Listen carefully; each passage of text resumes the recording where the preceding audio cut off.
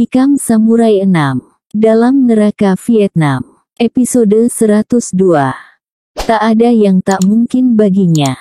Karenanya, Allah menginginkan agar umat manusia lebih iman dan lebih tawakal. Selain rasa sejuk yang menjalar dari ubun-ubun ke seluruh pembuluh darahnya, hal lain yang pertama dirasakan si bungsu, yang siuman dari pingsan dari masa kritisnya yang mencekam, adalah bau yang amat busuk. Bau yang menusuk hidung. Dia dengar dengus yang menjijikkan. Ketika membuka mata, yang pertama tertatap oleh matanya adalah jerajak bambu sebesar-besar lengan. Bambu yang seolah-olah menjadi loteng tempatnya berada dengan bermacam daun kering yang dijadikan atap. Ada beberapa saat dia membiarkan dirinya tertelentang diam. Kemudian matanya melirik ke kanan. Tak sampai sedepa di kanan, dia lihat jerajak batang bambu yang sama. Dia melirik ke kiri, ke bawah kakinya, jejarak bambu yang sama tetap terlihat. Aku berada dalam kurungan yang terbuat dari bambu, bisik hatinya, sembari bangkit untuk duduk. Begitu dia duduk, dia segera melihat bahwa dirinya dikurung dalam kurungan yang kukuh. Kurungan yang ditaruh dalam kandang babi. Suara dengus dan pekik babi yang belasan ekor itulah yang terdengar olehnya sebelum dia membuka mata. Begitu juga bau busuk yang amat menusuk hidung, yang membuat dia ingin muntah. Bau apalagi kalau bukan bau tai, kencing dan makanan babi itu. Rasa dingin di punggungnya ternyata karena dia terbaring menelentang di atas lumpur di kandang babi itu. Babi-babi itu pada menjulurkan kepala dari sela-sela tiang bambu kurungannya. Menatap padanya, mungkin dengan perasaan heran. Sungguh suatu hal yang tak pernah terbayangkan olehnya. Dalam hidupnya dia akan mengalami penghinaan seperti ini. Hei, kamu hidup kembali. Tiba-tiba sebuah suara serak dan lemah terdengar dari arah kanan. Dia menoleh, dan di kanannya, hanya berjarak sekitar 3 depa dari dia, ada lagi sebuah kandang bambu seperti yang dia tempati. Tidak sebuah, ada 2-3 buah. Masing-masing berisi seorang manusia. Dan semuanya jelas tentara Amerika. Itu dapat segera ditandai dari pakaian seragam compang camping yang masih melekat di tubuh mereka. Bedanya antara tempat dia ditahan dengan orang-orang itu adalah tinggi rendahnya tempat tahanan. Kurungan yang dia tempati ditaruh di atas tanah kandang tersebut. Sementara kurungan yang lain nampaknya sengaja digali sedalam 1 meter. Semua kotoran kandang babi itu dialirkan ke tempat tawanan tersebut. Hal itu menyebabkan mereka berendam sepanjang hari di dalam air kotoran babi yang ketinggiannya mencapai perut. Nampaknya untuk sementara kurungan yang dia tempati lebih lumayan. Kami sangka kau takkan hidup. Kami dengar Kapten Gorilla itu menendang dada dan kepalamu. Sudah belasan tawanan tentara Amerika yang mati disiksa gorilla haus darah itu, ujar tentara kurus kerempeng dan pucat, dari kubangan di sebelah si bungsu. Ada beberapa saat di mana semua yang dia lihat, yang dia dengar dan dia rasakan lewat seperti bayang-bayang. Matanya melihat apa yang ada di hadapannya, telinganya mendengar semua suara, indera penciumannya mengendus semua bau. Namun hanya sampai di sana. Belum satu pun yang masuk ke rekaman otaknya. Pikirannya masih berada di dalam impian dahsyat bertemu ayah, ibu dan kakaknya yang baru saja lewat. Impian itu demikian nyata dan demikian jelas. Perlahan dia raba kepalanya. Ada perban di sana, dililitkan dari ubun-ubun ke bawah dagunya. Saat itulah dia baru sadar sepenuhnya, bahwa apa yang dia alami sebentar ini adalah sebuah mimpi. Mimpi yang amat luar biasa. Dia yakin, sekalipun yang baru dia alami adalah mimpi, namun dia amat bahagia. Dia bisa bertemu kembali dengan ayah, ibu dan kakaknya. Meski hanya dalam mimpi, namun mimpi itu seolah demikian nyata. 2 hari setelah itu, dia melihat dua tentara Vietnam datang dari arah depan kandang babi itu ke tempatnya. Salah seorang di antara mereka nampak menjinjing sebuah ransel dengan tanda palang merah. Kedua tentara itu tak dapat menyimpan rasa kagetnya ketika melihat lelaki yang biasanya secara rutin mereka beri obat dengan cara injeksi itu sudah duduk dan kelihatan demikian sehatnya. Padahal, hampir tak seorang pun yang meyakini bahwa lelaki ini akan bisa hidup. Kalaupun hidup, dia akan cacat seumur hidup. Beberapa langkah sebelum memasuki kandang mereka berhenti. Bicara sebentar. Kemudian yang seorang kembali ke arah barat. Yang membawa ransel dengan tanda palang merah masuk ke kandang setelah terlebih dahulu menutup hidung dan mulutnya dengan kain seperti yang dipakai para dokter ketika melakukan pembedahan di rumah sakit. Tentara yang baru datang itu tak masuk ke kurungan penyekapan si bungsu. Dia hanya tegak menatap dari jarak sekitar 2 depa dari kurungan. Beberapa ekor babi yang semula bertemperasan ketika dia masuk ke kandang itu, kini pada mendekat. Berseliweran di sekitar dirinya. Lalu saat itu datang 4 orang tentara lainnya. Selain masing-masing membawa bedil, salah seorang dari mereka membawa sebuah tongkat pendek dan seutas tali. Ketika mereka masuk, mereka menendangi dan memukul babi-babi yang mencoba mendekati mereka. Lalu yang seorang memerintahkan si bungsu untuk keluar, dengan menghardikan satu-satunya kata dalam bahasa Inggris yang dia kuasai, yaitu kata, out.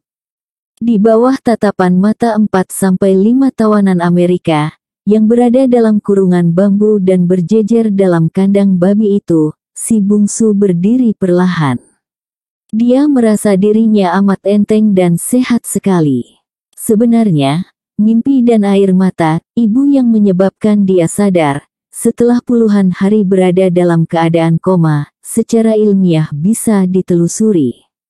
Selama dia koma, tentara Vietnam tetap memberinya semacam obat agar dia tetap bertahan hidup untuk dikorek keterangannya. Obat-obat itu hari demi hari bekerja menyembuhkan bahagian-bahagian dalam tubuhnya yang cedera. Baik karena luka bekas tembakan peluru maupun bekas hantaman kaki Kapten Gorilla itu. Hanya saja, semua obat yang diberikan dan diterima oleh tubuhnya, secara psikologis ternyata ditolak oleh jiwanya. Penolakan jiwa bawah sadar inilah yang membuat obat-obat kedokteran tidak berdaya. Secara kejiwaan, ada beberapa faktor yang menyebabkan tubuh orang-orang sakit parah melakukan penolakan terhadap obat. Ada yang karena hidupnya tertekan berkepanjangan, tergeletak sakit, atau mati sekalipun, merupakan istirahat atau pembebasan dirinya dari rasa tertekan.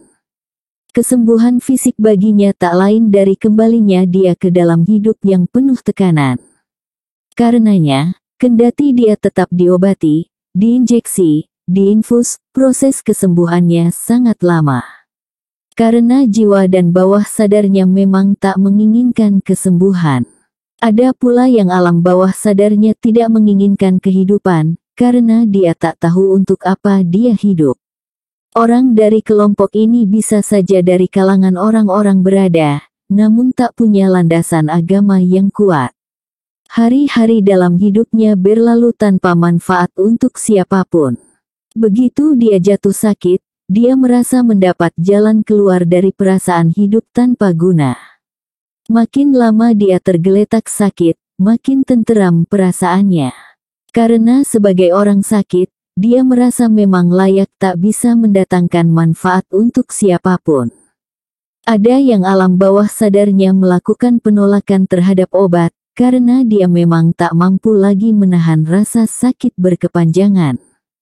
Daripada menderita menjadi langganan rumah sakit terus, lebih baik mati. Akan meringankan beban keluarganya dan membebaskannya dari rasa menderita berkepanjangan. Akan halnya si bungsu entah ke kelompok mana dia masuk. Atau barangkali ada kelompok lain, yang memang beragam alasan, alam bawah sadar seseorang menolak obat-obat.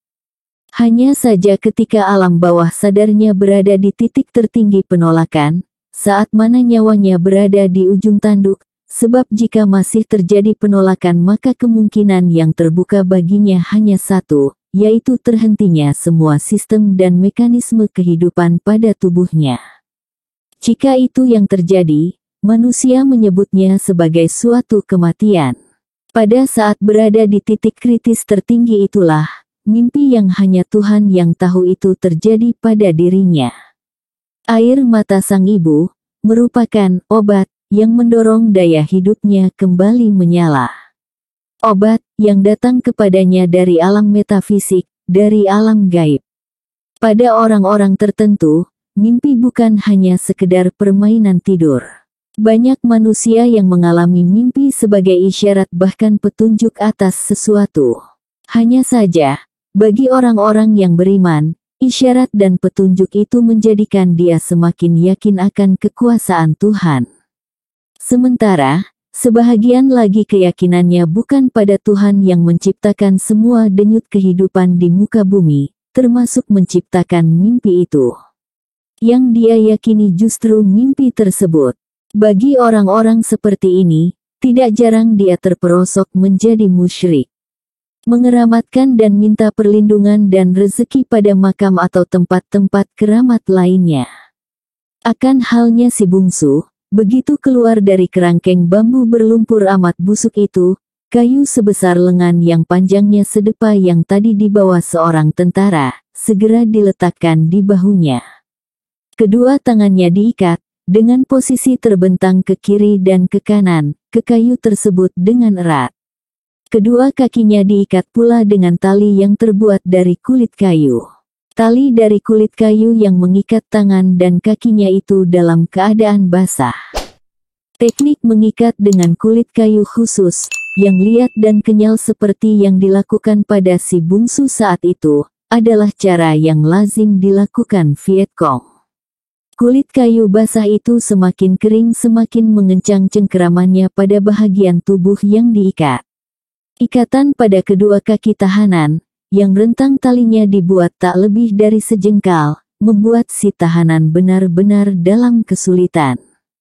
Usahakan untuk melarikan diri, akibat amat pendeknya rentang tali yang mengikat kedua pergelangan kaki, untuk melangkah saja sangatlah sulitnya. Ketika dia didorong di bawah todongan senjata agar bergerak cepat, maka tak ada cara lain yang dilakukan si bungsu selain melompat-lompat dengan kedua kakinya bergerak sekaligus. Semua tentara Amerika yang berada dalam kerangkeng di kandang babi itu menatap dengan diam pada tawanan tersebut. Mereka tak mendapat informasi apapun tentang lelaki tersebut. Semua tentara dan penduduk yang mendekat ke tempat mereka disekap pada tutup mulut. Penduduk kampung di sini adalah orang Vietnam Selatan yang pada masa perang berpihak pada Amerika. Apapun yang terjadi pada tawanan mereka harus tutup mulut atau tak ikut campur. Mereka takut akan siksaan dari tentara Vietnam Utara itu, yang kini menguasai seluruh negeri mereka. Sudah pemandangan biasa bila ada ayah, ibu dan seluruh anak-anaknya ditembaki, jika dicurigai telah berkhianat. Kecurigaan pihak Viet Cong pada penduduk tidak diperlukan bukti.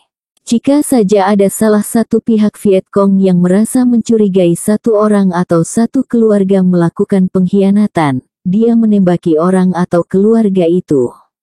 Dalam situasi ini, rasa suka atau tak suka amat menentukan kelangsungan hidup seseorang atau satu keluarga, bisa hidup atau harus diakhiri nyawanya. Itulah sebabnya pihak Viet Cong dengan leluasa memperkosa wanita-wanita dari pihak selatan. Tak peduli dia masih gadis atau sudah punya suami. Jika menolak, pasal pengkhianatan sudah bisa membinasakan seseorang atau satu keluarga.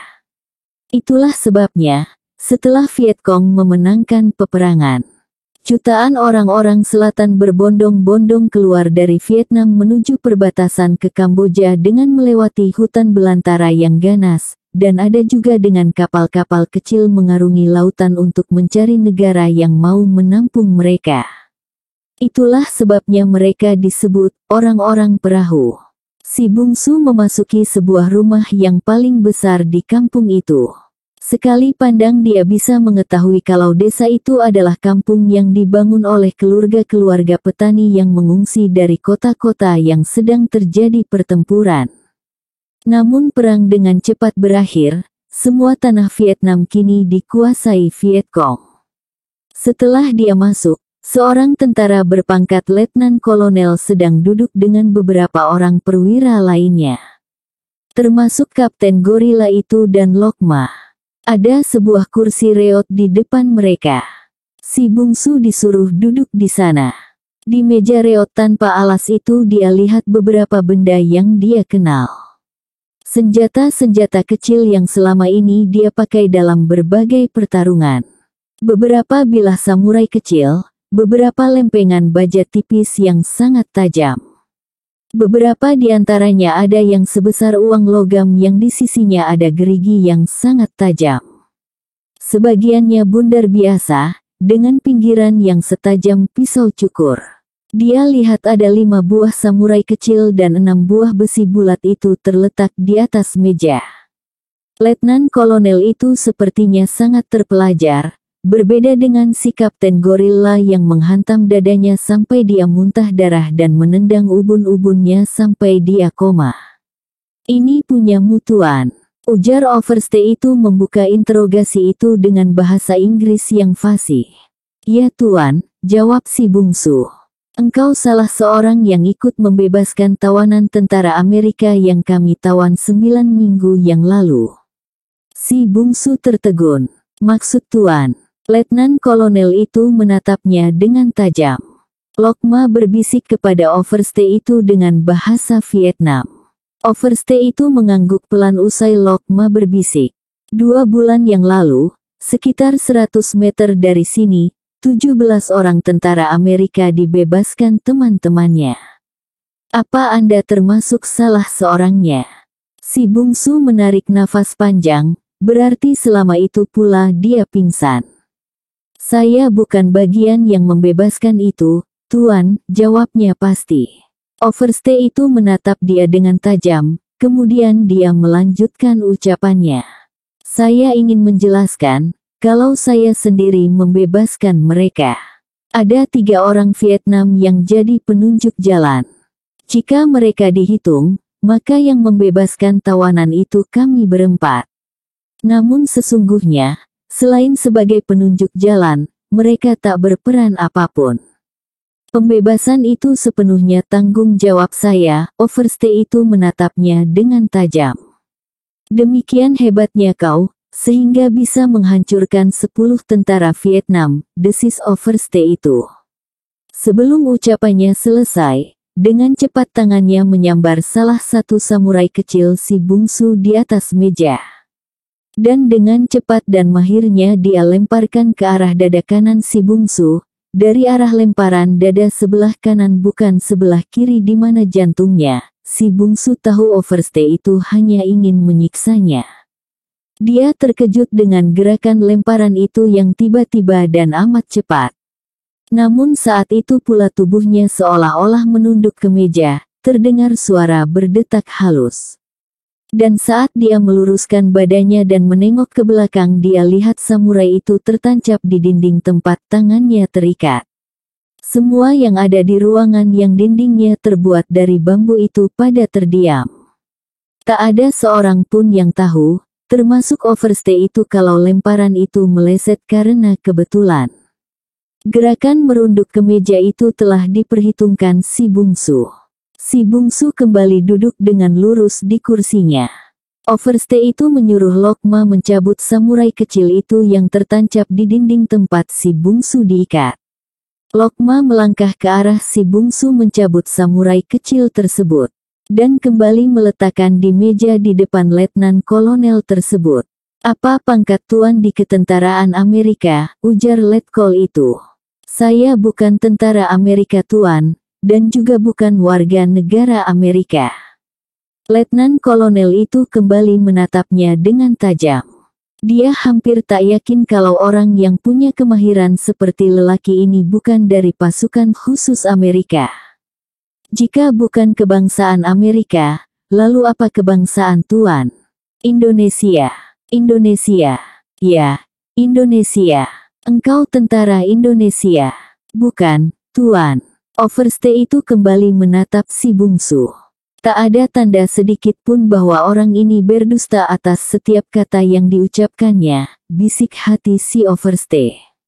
Engkau ke Vietnam bersama tentara PBB yang dari Indonesia. Si bungsu kini yang tertegun mendengar pertanyaan Overstay tersebut. Dia tidak tahu bahwa sejak beberapa bulan yang lalu, ratusan tentara Indonesia memang sudah berada di Vietnam. Dia memang tak pernah mendengar bahwa dalam proses menciptakan perdamaian di Vietnam, setelah Amerika angkat kaki dalam perang belasan tahun yang melelahkan itu, Indonesia diminta menjadi salah satu negara yang mengirimkan pasukan perdamaian di bawah bendera PBB. Masuknya Indonesia menjadi anggota pasukan ICCS International Commission of Control and Supervision yang disepakati di Paris. Kesepakatan itu ditandatangani di Paris tanggal 23 Januari tahun 1973. Masuknya Indonesia atas permintaan langsung pihak yang bertikai, yaitu Vietnam Utara dan Amerika Serikat. Ada 3 negara lainnya yang menjadi anggota ICCS, yaitu Kanada, Hongaria dan Polandia.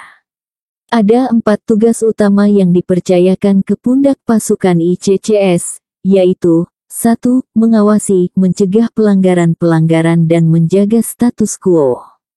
2. Mengawasi evakuasi pasukan.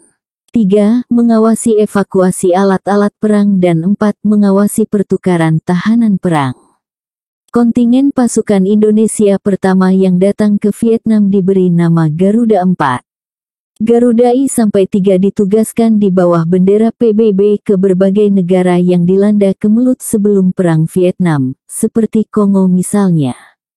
Komandan Garuda 4 ke Vietnam adalah Letjen Hari Darsono. Jumlah pasukan Garuda 4 adalah 290 orang, tiba di Vietnam pada tanggal 28 Januari tahun 1973. Markas besar pasukan ICCS adalah kota Hanoi, ibu kota Vietnam Utara. Di kota itu mereka semua bertugas. Bulan Juli tahun yang sama Garuda 4 ditarik dari Vietnam digantikan oleh Garuda V. Pada Juli tahun 1975, setelah seluruh proses evakuasi dan pertukaran tawanan perang usai, dan seluruh Vietnam sepenuhnya berada di tangan Vietcong Vietnam Utara, Indonesia menarik pasukan perdamaiannya dari Vietnam. Maaf, saya tak tahu apa yang Tuan maksud dengan pasukan Indonesia di Vietnam, jawab si bungsu dengan polos. Kembali Letkol itu menyelidik si bungsu dengan tatapan matanya yang tajam. Apa pendidikan Anda? Maksud Tuan, sekolah. Ya, sekolah. Tamatan sekolah mana Tuan? Saya hanya tamat sekolah rakyat. Sewaktu muda saya lebih suka berjudi. Kemudian saya mengembara, jawab si bungsu apa adanya tentang dirinya. Dari mana Tuan belajar bahasa Inggris, sehingga bisa berbicara demikian fasih? Si bungsu menarik nafas. Bagaimana dia harus menjelaskan bahwa dia tak hanya fasih berbahasa Inggris, tapi juga Jepang. Dan itu tanpa menduduki sekolah formal. Saya belajar dengan mendengar orang bicara, kemudian mencobanya. Barangkali ingatan saya sangat kuat terhadap kata-kata, ujarnya dengan jujur. Siapa yang memerintahkanmu untuk datang membebaskan para tawanan Amerika itu? Lanjut si Overstay mengalihkan bahasan interogasi. Saya tidak diperintah, melainkan dibayar oleh seseorang, Tuan. Maksudmu, di Dallas saya berkenalan dengan seorang miliarder. Dengan bayaran tinggi dia meminta saya datang kemari, mencari anak gadisnya yang hilang dalam peperangan 2 tahun yang lalu. Nama anak gadisnya itu adalah Rosie Rogers. Gadis itu ada di antara tawanan yang saya bebaskan itu. Engkau membunuh Kolonel Van Truong, komandan di barak yang kalian hancurkan itu. Tidak secara langsung, tapi kenyataannya dia memang mati setelah baraknya meledak. Si bungsu terdiam sesaat, namun akhirnya dia memutuskan bercerita apa adanya. Sudah tak akan membahayakan Ti Bin lagi. Gadis itu, ayahnya dan sepupunya tentu sudah berada di suatu tempat jauh dari Vietnam. Di suatu negara yang tak terjangkau oleh kekejaman negeri yang masih saja menggelegak seperti dalam neraka ini. Seorang gadis Vietnam asli, yang bernama Ti Bin yang menembak kolonel itu dengan howitzer sehingga tubuhnya hancur berkeping. Saya memang berjanji padanya untuk memberi kesempatan untuk membalas dendam. Kolonel itulah yang memperkosanya pertama kali, dan selama 2 minggu berturut-turut setelah itu, ketika dia ditangkap dan diseret ke barak-barak itu. Setelah kolonel itu puas, dia diserahkan pada perwira-perwira bawahannya. Kemudian dijebloskan ke barak yang dihuni wanita-wanita penghibur. Dia harus melayani kebuasan lelaki tiap hari. Sampai akhirnya dia dipulangkan karena sakit sipilis. Untung saya bisa mengobatinya dengan dedaunan. Seminggu setelah itu dia sembuh sama sekali. Itulah yang terjadi, Tuan. Dan dia sembuh. Sembuh total, Tuan. Hanya dalam beberapa hari dia sembuh oleh ramuanmu. Seminggu, Tuan. Siapa kontakmu di negeri ini? Seorang Indo-Vietnam Perancis, bernama Ami Florence. Di mana dia Tuan temui? Di sebuah bar, di kota Danang. Dia mata-mata Amerika. Ya, salah satu mata-mata yang sangat diandalkan. Di mana dia sekarang? Sudah melarikan diri dengan speedboat, bersama abangnya bernama Le Duan. Lari hanya dengan speedboat. Sebuah kapal perang Amerika menanti mereka di Laut China Selatan. Overstay itu menatap si bungsu dengan tajam. Engkau tahu nama kapalnya? USS Alamo. Dari mana kau tahu? Mereka melakukan kotak radio 2 hari sebelum melarikan diri. Di mana dia melakukan kontak radio? Di sebuah terowongan bawah tanah. Pintu masuknya ada di lantai bar itu. Tapi bar itu sudah hancur oleh bom waktu yang mereka pasang. Tuan tahu semua detil pelarian itu. Tidak semua, hanya saat mereka melakukan kontak radio, ujar si bungsu mencoba mengelak dari pertanyaan detil. Tuan mengenal anggota pasukan saya ini. Tiba-tiba overstay itu mengalihkan pembicaraan dengan menunjuk Lokma. Ada beberapa saat si bungsu ragu menjawab. Namun akhirnya dia memutuskan bicara apa adanya. Dia yakin, betapa genting dan ruwetnya situasi saat ini, dia tetap percaya pada nalurinya. Bahwa keterus-terangan akan lebih mudah menyelesaikan persoalan. Ya, Sersan Lokma. Di mana Anda mengenalnya? Di dalam hutan, saat dia dan 2 orang lainnya ditugaskan menjebak saya. Lalu apa yang terjadi? Saya melumpuhkan mereka, ketiganya. Lokma adalah andalan kami dalam mencari jejak dan memburu orang. Bagaimana kamu bisa melumpuhkannya? Bahwa Lokma adalah pencari jejak dan pemburu ulung, saya akui kebenarannya. Namun hutan ibarat rumah bagi saya. Dan dalam penyergapan yang dipasang Lokma, ternyata saya lebih beruntung. Engkau menyergap mereka dengan menodongkan bedil. Tidak, Tuan, saya melumpuhkan mereka. Tuan melumpuhkannya dengan tangan kosong. Tanya overstay itu, sambil menyelidik sampai di mana kemampuan lelaki ini. Si bungsu menarik nafas. Menunduk sesaat kemudian berkata, saya lumpuhkan mereka dengan lemparan hulu samurai kecil ke tempat yang melumpuhkan, kecuali Lokma. Dia sedang mencari tahu keberadaan 2 anak buahnya yang saya lumpuhkan, ketika saya menyelusup tegak setengah depa di belakangnya tanpa dia ketahui.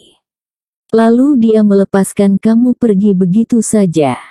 Tidak, jelas dia ingin membunuh saya. Tapi saya katakan padanya, setiap gerakan yang dibuat sama dengan bunuh diri. Karena, maaf, gerakan saya lebih jauh cepat dari yang mampu dia lakukan. Dia lalu saya totok, sehingga tak bisa bergerak. Kenapa ketiga orang itu tidak Tuan bunuh? Si bungsu kembali tak segera menjawab. Ada beberapa saat dia menatap Letnan Kolonel itu. Ini bukan perang saya, Tuan. Negeri saya tak terlibat di dalamnya. Maka saya pikir, tak pantas saya mengotori tangan saya dengan darah orang-orang Vietnam. Letnan Kolonel itu mendahak, dahaknya yang kental dia semburkan dengan kecepatan yang luar biasa ke arah si bungsu. Si bungsu tak bergerak sedikit pun. Dan dahak kental itu hanya sejari dari telinga si bungsu. Dia tak mengelak, karena dia tahu dahak itu tidak secara langsung bukan diarahkan padanya. Maaf, paru-paru Tuan sangat parah. Ludah Tuan berwarna kehitaman, Letnan Kolonel itu tertegun. Namun hanya sesaat. Kemudian ketika dia bicara, suaranya terdengar mendesis tajam.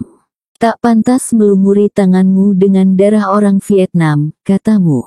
Cis, setelah belasan orang terbunuh di tanganmu, termasuk seorang mayor dan 6 orang terbunuh ditimpa batu besar yang kau tembak beruntun dengan howitzer yang kau curi dari barak senjata kami.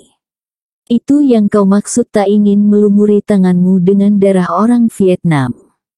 Belasan orang lainnya dipastikan sudah terbunuh. Jika saya tidak berubah pendirian dalam belantara itu, saat dijebak oleh Lokma, ujar si bungsu perlahan. Alangkah sombongnya, desis overstay tersebut. Selain Lokma dan 2 anggotanya, barangkali juga ada 12-15 orang lainnya yang terlibat pertempuran di padang lalang itu, yang tak saya cabut nyawanya, kendati saya mampu. Mereka hanya saya tembak bahu atau tangannya, sekedar mereka tidak bisa menembak helikopter yang akan meloloskan diri itu. Termasuk kapten bertubuh seperti gorila di samping Tuan sekarang, tutur si bungsu dengan datar dan tenang, tanpa ada kesombongan sedikit pun di dalam nada suaranya. Kali ini overstay itu benar-benar terdiam. Si bungsu menoleh pada belasan tentara yang tegak di pinggir dinding. Beberapa di antaranya bahu dan tangan mereka terlihat masih terbalut perban. Kemudian dia menatap kembali pada overstay tersebut. Overstay itu, bersama 3 atau 4 perwira lainnya, juga menatap padanya. Jika saya benar-benar haus darah, mereka takkan ada di sini saat ini. Barangkali mayat mereka sudah dirobek-robek binatang buas di tepi danau penuh buaya di mana pertempuran saat helikopter menjemput itu terjadi, ujar si bungsu perlahan. Ketika semua orang masih terdiam, tatkala melihat kapten bertubuh gorila yang 2 kali menghantamnya ketika dia masih tergantung dengan kepala ke bawah tempo hari, mendekatinya. Sebuah rencana separuh gila tiba-tiba melintas di kepala si bungsu. Dia menatap lurus kepada si kapten bertubuh besar itu dan berkata, seorang prajurit tangguh, tidak ditentukan oleh besarnya badan, tetapi ditentukan oleh sejauh mana memiliki otak. Apalagi jika sudah menjadi perwira, haruslah memakai otaknya ketimbang otot. Amatlah mudah melumpuhkan orang bertubuh besar. Bahkan dengan tangan terikat sekalipun. Untuk membuktikannya, tentu saja jika ada orang bertubuh besar di ruang ini yang berani bertarung dengan saya dalam keadaan kedua tangan saya terikat seperti sekarang, saya bersedia melayaninya, ujar si bungsu dalam nada perlahan, dengan sedikit senyum di bibirnya. Bukan main hebatnya akibat ucapan si bungsu terakhir. Kapten bertubuh gorila itu sampai menggeram dan menggigil menahan amuk. Namun beberapa prajurit Vietnam yang memang membenci kapten pemberang dan amat suka melekatkan tangan bila sedikit saja tersinggung itu, merasa senang si kapten diberi hajaran seperti itu di depan orang rantai. Kapten itu bicara separuh berbisik kepada si overstay. Kendati dia bicara dengan suara yang ditekannya serendah mungkin, karena segan pada si overstay, namun semua orang mengetahui bahwa kapten itu emosinya nyaris tak bisa dia kendalikan. Sambil bicara matanya berkali-kali menatap penuh amarah kepada si bungsu. Apakah memang engkau mampu mengalahkan orang dalam perkelahian tangan kosong, dengan kedua tanganmu terikat seperti sekarang? Tanya overstay itu. Mampu. Tapi lawan saya harus yang bertubuh paling besar. Sebab hanya orang-orang bertubuh besar yang dengan mudah bisa dikalahkan. Kecuali jika dia penakut, ujar si bungsu menambah bensin, mengompori si kapten bertubuh besar itu. Bagaimana jika Anda kalah? Ujar si overstay. Yang harus dibuat perjanjian adalah bagaimana kalau saya menang, ujar si bungsu. Engkau tawanan di sini. Kalah atau menang bagimu adalah mati. Sergah Kapten Gorilla itu dengan penuh emosi. Kalau begitu siapapun lawan saya harus mati.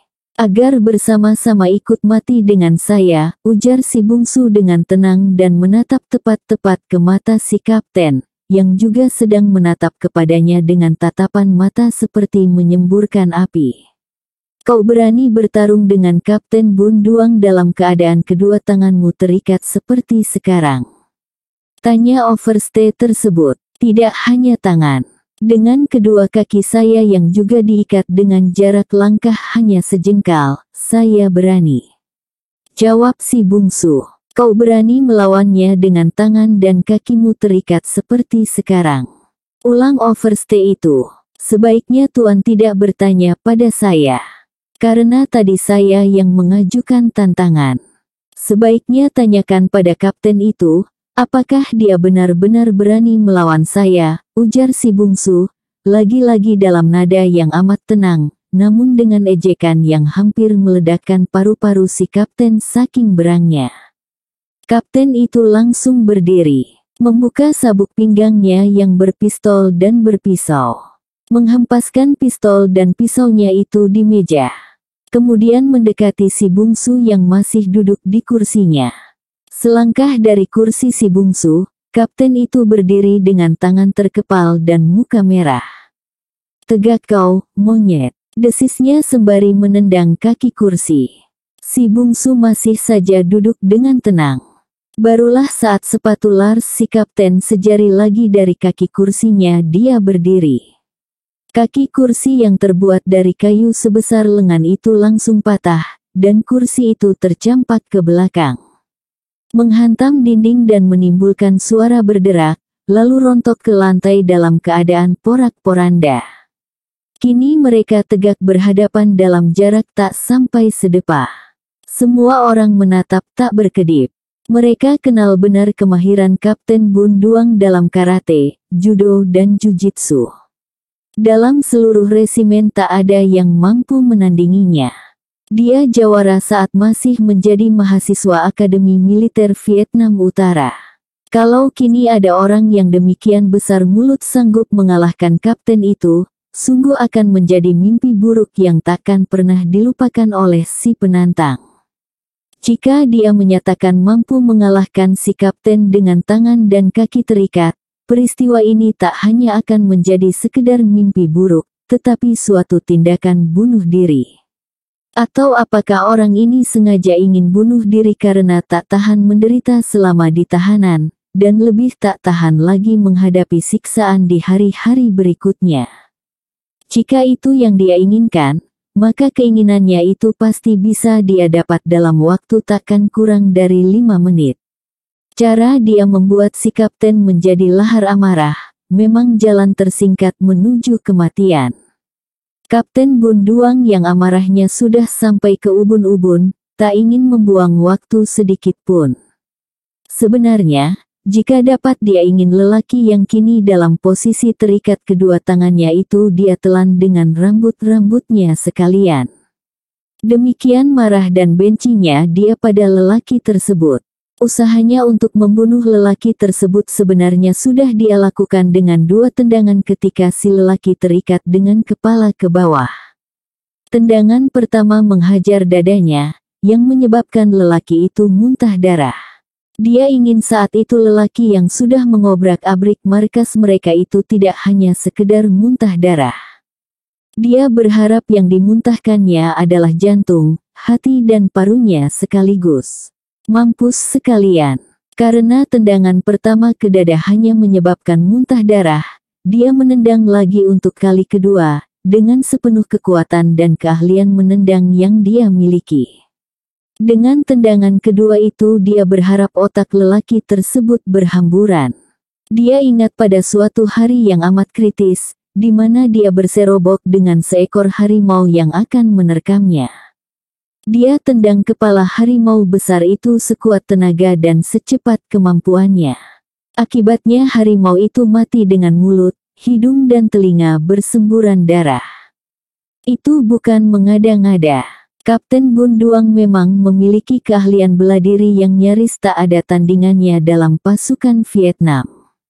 Kini dia berhadapan kembali dengan lelaki yang hanya koma setelah dia tendang 2 kali tempo hari. Mereka tegak berhadapan.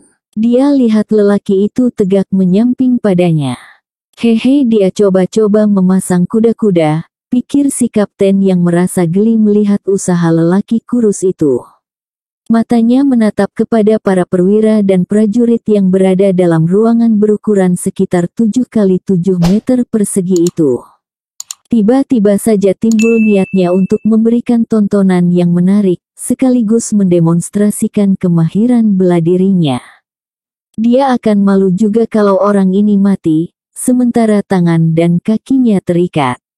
Dia pasti akan dicemooh memukuli orang yang dalam keadaan terikat. Buka ikatannya, ujar si kapten kepada Lokma. Jangan, engkau takkan mampu menyentuh ujung bajuku sedikit pun. Kalau ikatan ini dibuka, kapten, potong si bungsu sebelum Lokma sempat berdiri. Ucapan si bungsu itu, yang jelas-jelas mempermalukan dan sekaligus menganggap dirinya remeh, membuat amarah si kapten benar-benar sampai di batas. Tanpa membuang waktu lagi dia mengirimkan sebuah pukulan lurus ke telinga lelaki yang sejak tadi menyombong terus itu. Si bungsu tetap tegak dengan posisi agak menyamping. Pukulan yang lurus mengarah ke wajahnya itu dia biarkan mendekat. Dan dalam jarak yang sudah diperhitungkan, dia mengibaskan kayu yang melintang tempat kedua tangannya terikat. Terdengar suara berdetak. Kapten Bun Duang meringis. Kepalan tangannya yang memukul, persis di buku-buku jari, kena kibasan sudut kayu sebesar lengan yang tersandang di bahu lelaki tersebut. Ketika dia lihat 2 buku jarinya, yaitu buku jari tengah dan buku jari telunjuk, kelihatan terkelupas dan darah meleleh dari sana. Orang-orang pada terbelalak diam. Si kapten kembali melancarkan 2 pukulan beruntun yang amat cepat. Namun hanya dengan merubah posisi kakinya sedikit, kedua pukulan itu lagi-lagi dikibas dan kena hantam oleh kayu yang melintang di bahu si bungsu. Kini kedua buku tangan si kapten terkelupas dan berdarah. Kapten itu menggeram, tetapi kekuatannya memang luar biasa. Kendati buku-buku kedua tangannya sudah terkelupas dan berlumuran darah, dengan pekik penuh marah dia kembali melakukan serangan cepat dan berkali-kali. Kaki si bungsu seperti mencengkam tanah, bergeser sedikit ke kiri dan ke kanan. Sementara kayu sebesar lengan, yang panjangnya sekitar sedepa, yang melintang di bahunya dengan efektif sekali dia pergunakan untuk menangkis. Tidak hanya menangkis, bahkan balik menyerang kedua kepalaan si kapten yang datang seperti baling-baling ke arah wajah, kepala dan bahunya. Kayu itu seperti bermata dan bernyawa, yang bisa memapas setiap pukulan si kapten. Belasan kali Kapten Bun Duang menyerang dengan bentakan-bentakan keras, dan belasan kali pula serangannya tidak hanya tak satu pun pukulannya yang berhasil menyentuh ujung baju si bungsu, malahan kedua tangannya yang memukul tetap saja kena sabet kayu di bahu lelaki itu. Sampai suatu ketika, terdengar suaranya demikian keras. Orang tak tahu apakah suaranya masih bentakan atau pekikan. Jika pekik, orang juga tak tahu persis apakah pekik marah sembari melancarkan serangan dengan jurus maut, atau pekik itu karena kesakitan. Bentuk pekik keras Bun Duang baru menjadi jelas tatkala dia terlompat mundur beberapa langkah. Orang-orang pada merinding melihat kedua kepalan tangan si kapten, yang besarnya nyaris sebesar buah kelapa kuning, benar-benar berlumur darah. Tidak hanya itu, bulu tengkuk mereka merinding melihat kedua pergelangan tangan kapten tersebut terkulai. Pada masing-masing pergelangannya kelihatan sebuah bengkak merah kebiru-biruan sebesar telur bebek, yang membuat mereka hampir tak bisa mempercayai penglihatan mereka adalah posisi lelaki dari Indonesia yang kedua tangannya terikat itu. Diserang demikian dahsyat dari segala penjuru, tubuhnya ternyata tak pernah bergeser dari tempat berdirinya semula, di dekat kursi yang remuk kena tendang si kapten. Bekas jejak kakinya di lantai tanah memperlihatkan bahwa dia hanya menggeser tegak di radius setengah meter. Sekeras apapun si kapten berusaha mendesaknya, paling-paling dia hanya menggeser kaki kanan ke samping, kemudian meliukkan atau memiringkan badan sebagai jurus mengelak yang amat tangguh. Begitu pukulan si kapten hampir menerpa wajahnya, kayu sebesar lengan yang di bahunya memapas pukulan itu dengan keras. Setiap tangkisan atau papasan ujung kanan atau ujung kiri kayu itu, hampir bisa dipastikan selalu menghantam dua tempat secara persis. Jika tidak buku-buku jari yang terkepal, pastilah pergelangan tangannya. Pekik keras terakhir ternyata disebabkan rasa sakit yang luar biasa, tatkala si bungsu menghantam secara keras dan telak kedua pergelangan tangan si kapten, menyebabkan persendian kedua pergelangan tangan itu retak dan lepas. Hanya sesaat Kapten Bunduang yang tubuhnya seperti gorila itu tertegun. Saat berikutnya dia menyerang. Barangkali semula dia merasa tak perlu memakai kaki, dengan kedua kepalan tangannya yang seperti martil itu, menurut dia bisa meremukkan wajah dan rusuk lelaki dari Indonesia ini. Namun ternyata selain memang tidak bisa menyentuh tubuh lelaki tersebut sedikit pun, kedua tangannya justru dibuat lumpuh. Kini, kendati terlambat, dia menyerang dengan tendangan yang amat terlatih dan dengan kekuatan penuh. Namun orang yang dia hadapi benar-benar tidaklah takabur ketika mengatakan bahwa kapten itu takkan pernah mampu menyentuh ujung bajunya sekalipun.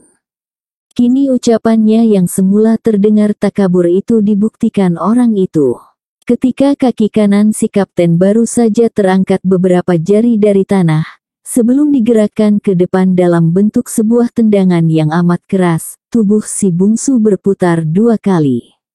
Tiba-tiba saja ujung kanan kayu tempat tangannya diikat, menempel di tenggorokan si kapten. Kapten itu dengan terkejut membatalkan tendangannya. Dia menelan ludah dengan susah payah. Ujung kayu itu tidak disodokkan, hanya ditempelkan begitu saja persis ke jakunnya. Dia tidak tahu bagaimana orang ini bergerak dengan cepat dan menempelkan ujung kayu itu ke lehernya tanpa dapat dia ketahui sedikit pun. Ada beberapa saat mereka saling menatap. Kemudian si bungsu memutar tegak, dan ujung kayu itu lepas dari leher di bawah dagu si kapten. Dia membelakang bulat kepada si kapten. Dan kapten itu tak menyia-nyiakan kesempatan tersebut. Sebuah tendangan menyamping dia arahkan ke tengkuk lelaki yang membelakanginya itu. Semua orang seperti terhenti bernafas. Namun hanya selisih sekian detik si bungsu memiringkan tegak dan kakinya bergeser mendekat si kapten. Tendangan maut itu lewat hanya dalam ukuran sejari dari hidung si bungsu. Namun karena tubuhnya sudah mendekat ke arah si kapten, ketika tendangannya ditarik kaki kapten itu tersangkut di bahu si bungsu. Pada saat yang sama, ketika sebelah kaki si kapten tersangkut di bahu kanan si bungsu, ujung kayunya menohok persis di bawah hidung si kapten. Ujung kayu itu tertempel di bibirnya. Tiap kepalanya mencoba miring, ujung kayu itu tak pernah lepas. Lengket seolah-olah ada lem di sana. Si kapten tak bisa menggerakkan kepalanya terlalu jauh, karena sebelah kakinya masih tertahan di bahu si bungsu. Dia hanya berdiri dengan kaki kiri, terjingkat-jingkat seperti orang bodoh. Lalu detik berikutnya, si bungsu melepaskan tekanan ujung kayu itu dari bawah hidung si kapten. Pada detik yang hampir bersamaan dia membungkuk. Kaki kanan kapten itu terbebas. Namun dalam gerakan yang amat cepat, ujung kiri kanan kayu di bahu si bungsu secara bergantian menetak dengan cepat beberapa tempat di tubuh si kapten. Mula-mula menusuk persis ke hulu hati di dadanya. Kemudian dia berputar, ujung kayu itu menetak pelipis kanan. Lalu dia berputar lagi, ganti kini ujung yang satu lagi menetak tengkuk. Sekali putar lagi, ujung yang satu menetak pelipis kiri. Lalu si bungsu menggeser kakinya dengan amat cepat. Kini dia tegak dengan kaki dan tubuh lurus dua depa di hadapan si kapten. Semua orang, termasuk si kapten dan semua perwira yang menyaksikan peristiwa itu, dibuat tak bergerak sedikit pun. Semua orang tahu, sebuah tusukan ujung kayu ke hulu hati dan 3 tetakan ke pelipis kiri dan kanan serta ke tengkuk si kapten, jika dilakukan dengan kekuatan penuh, tidak hanya ditempelkan sedikit seperti yang terjadi, pasti sudah mencabut nyawa si kapten. Semua mereka tahu itu. Orang ini ternyata melakukan demonstrasi bela diri yang luar biasa hebatnya. Si bungsu tegak dengan diam, dengan sikap yang amat tenang. Tak ada ekspresi kelelahan maupun kesombongan sedikit pun. Gerakannya yang demikian cepat sejak menangkis pukulan si kapten sampai gerakan terakhir, seperti tak meninggalkan bekas lelah sedikit pun pada dirinya. Sementara si kapten tegak dengan nafas memburu. Mereka berdua saling menatap. Akhirnya overstay yang menjadi komandan di pasukan itulah yang memecahkan kesunyian dengan bertepuk tangan. Diikuti para perwira, kemudian oleh semua tentara Vietnam yang ada di rumah besar itu. Mereka benar-benar belum pernah menyaksikan pertarungan dengan ketangguhan individu demikian hebat. Si kapten, untuk pertama kali dalam hidupnya, merasa benar-benar merasa ditaklukkan. Pada tusukan pertama saja, tatkala ujung kayu itu ditusukkan ke hulu jantungnya, lelaki itu sudah bisa membunuhnya. Ujung kayu itu tidak hanya menyentuh sebuah titik kematian di tubuh si kapten, tetapi 4 titik dalam jarak waktu yang hanya hitungan detik. Jika dia memiliki 4 nyawa, maka sebenarnya kini 4 nyawanya itu telah melayang di ujung kayu lelaki tangguh itu. Orang-orang pada berhenti bertepuk tangan, tatkala si kapten merapatkan kedua kakinya, berdiri lurus menatap si bungsu. Kemudian membungkukkan badan, memberi hormat sebagaimana layaknya karateka atau judoka bersikap kepada orang yang mereka hormati. Lalu dia berbicara dengan bahasa Vietnam yang ditujukan pada si bungsu. Anda benar-benar tangguh. Terima kasih Anda sudah mengajar saya bagaimana seharusnya bersikap satria. Terima kasih, Anda telah mengampuni nyawa saya. Si bungsu tertegun. Tak disangka kapten itu akan berbuat dan berkata begitu. Dia balas sikap kapten itu juga dengan tegak lurus, kemudian dengan tangan yang masih terikat di kayu itu, dia membungkukkan badan membalas penghormatan yang diberikan padanya. Dengan kejujuran kemudian dia berkata dengan bahasa Inggris, yang diterjemahkan Lokma untuk si kapten, dan untuk semua yang hadir di rumah tersebut. Andalah yang telah menyelamatkan nyawa saya. Ketika saya digantung dengan kepala ke bawah. Anda bisa saja membunuh saya dengan peluru atau pisau. Namun hal itu tidak Anda lakukan. Terima kasih atas kemurahan hati Anda Kapten. Kapten itu membalas penghormatan itu beberapa kali dan kemudian menghadap pada si overstay yang jadi komandannya. Bersambung ke episode 103.